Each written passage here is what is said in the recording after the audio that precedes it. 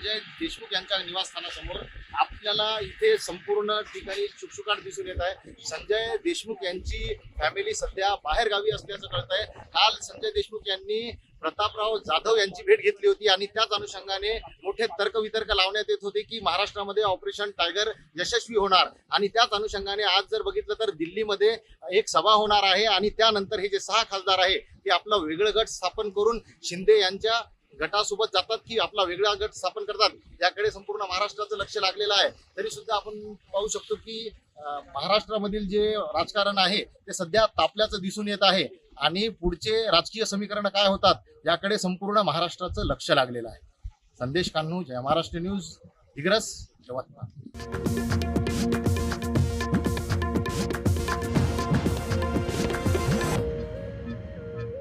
आज मी सांगली, सातारा